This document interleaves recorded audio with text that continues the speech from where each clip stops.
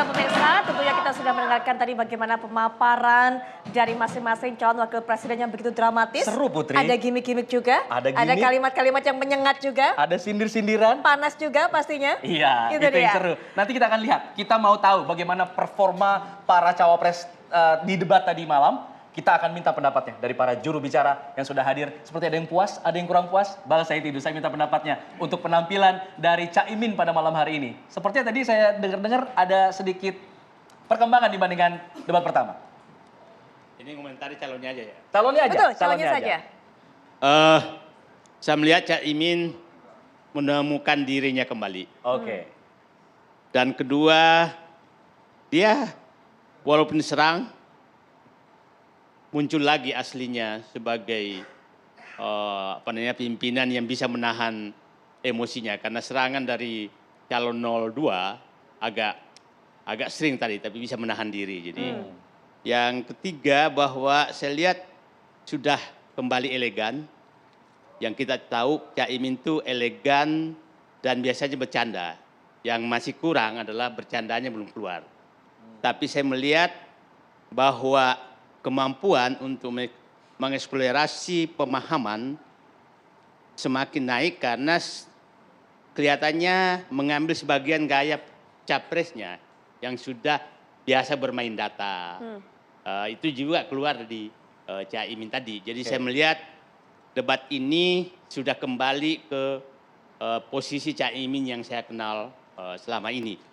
Penguasaan substansi juga sangat bagus menurut saya karena tadi dari awal dari 7 subtema itu dibahas di pembukaan selesai.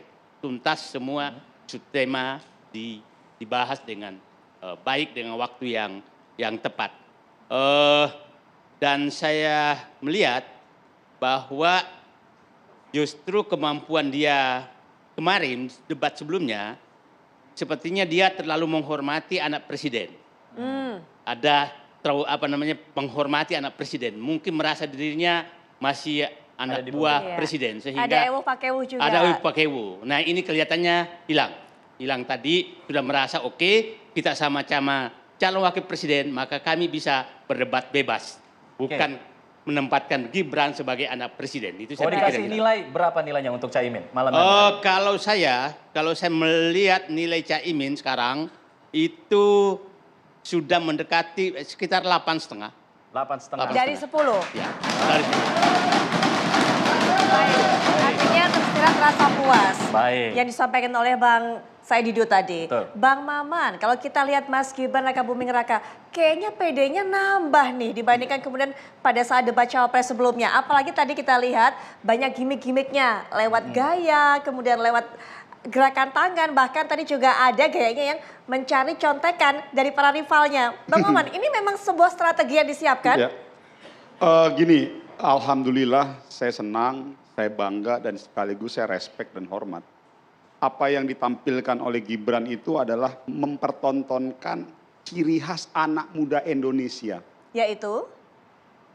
Tajam, agresif, terengginas, dan cenderung progresif dengan ide-ide revolusionernya tanpa mengesampingkan sisi-sisi ketimuran.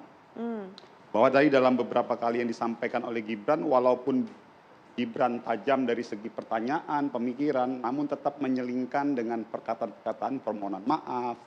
Artinya bentuk empati dan menempatkan diri dia sebagai seorang anak muda terhadap yang lebih tua itu dipertontonkan juga oleh Gibran. Karena begini, sering sekali beban psikologis kita sebagai anak muda pada saat kita head to head dengan yang lebih senior, sering sekali seakan-akan kalau kita tajam dalam berdialog, tajam dalam berdiskusi, dianggapnya tidak hormat. Padahal sebetulnya bentuk penghormatan itu bukan pada kita boleh berdebat, berargumentasi, beradu secara pemikiran. Itu tidak boleh dibatasi oleh ruang dan waktu serta batasan umur.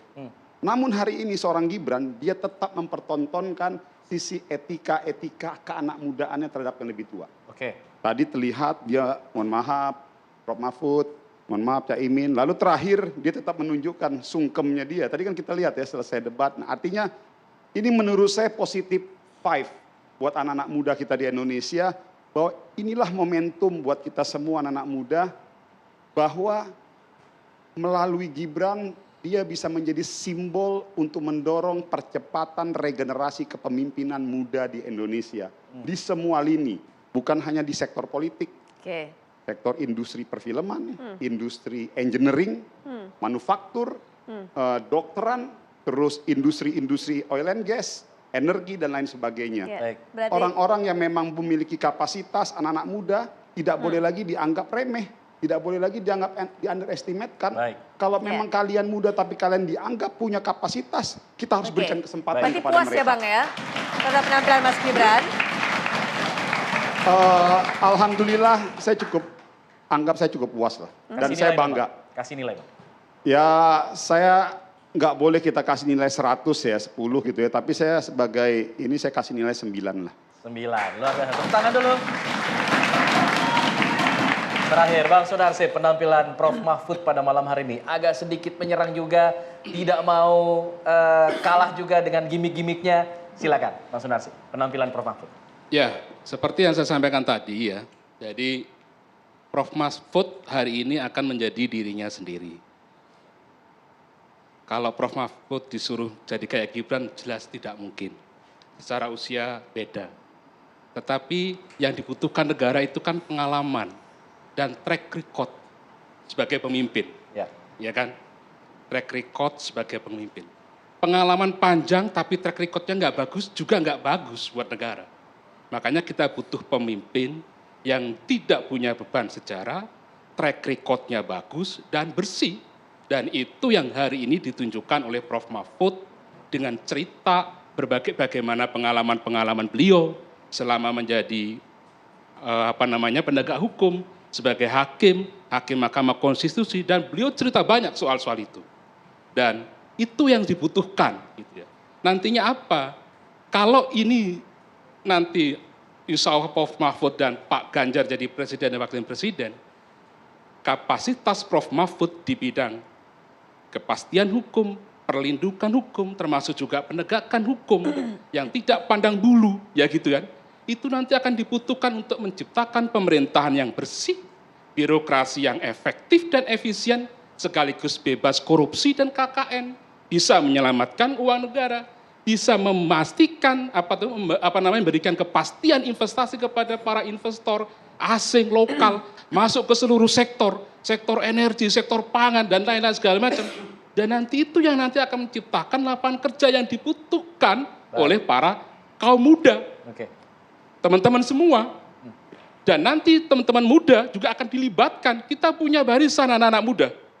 Jangan khawatir, meskipun capres kami tidak usia muda, tapi barisan pemuda-pemuda kita yang nanti akan menjadi mitra dalam penentuan kebijakan, diskusi, dan itu sudah diterapkan oleh oleh Pak Ganjar di waktu itu di Jawa Tengah. Jadi itulah yang kira-kira dibutuhkan. Makanya saya sangat senang sekali melihat apa yang ditujukan oleh Prof. Mahfud malam ini, karena beliau menjadi dirinya sendiri. Ya, beliau sudah menampilkan, insya Allah ya, beliau sudah menceritakan track record beliau sebagai penegak hukum, dan itulah yang hari ini dibutuhkan oleh negara untuk menyongsong 5 tahun ke depan. Kira-kira begitu. Terima kasih. Baik. Bang Sunarsi tapi belum kasih skornya. Belum, ada skornya. Ada skornya Bang. Berapa Bang skor yang diberikan kepada Prof. Mahfud? Nggak usah pakai skor ya, biar masyarakat aja yang menilai. Saya yakin masyarakat responnya bagus. Terima kasih. Baik, menarik sekali. Apakah kemudian panelis memiliki pandangan yang sama dengan para juru bicara ini? Saya minta pendapatnya dari para panelis. Silakan yang pertama dari Prof. Tumirang untuk menanggapi. Terima kasih Mas, tadi udah menyaksikan ya para cawapres dengan pemikiran-pemikirannya. Saya nggak akan menilai individu ya, bagaimana penampilannya 9 atau 10 nilai gitu. Oke. Kalau saya mengamati, mencoba melihat dari substansi. Substansi apa yang mau dibawa ke depan gitu ya. Jadi memang ada yang jelas, misalnya masalah ada tadi transisi, pembangunan berbasis regional gitu. Tapi soal transisi, tadi nggak ada yang mengupas tuntas. Seperti apa sih transisi yang mau dilakukan? Bagaimana menyiapkan transisi? Transisi itu akan berdampak terhadap apa? memang Mas Gibran tadi nyinggung greenflation, ya itu memang satu ada dampak cost terhadap percepatan transisi yang memang menyebabkan biaya mahal, penambahan biaya, saya nggak bilang mahal itu relatif ya.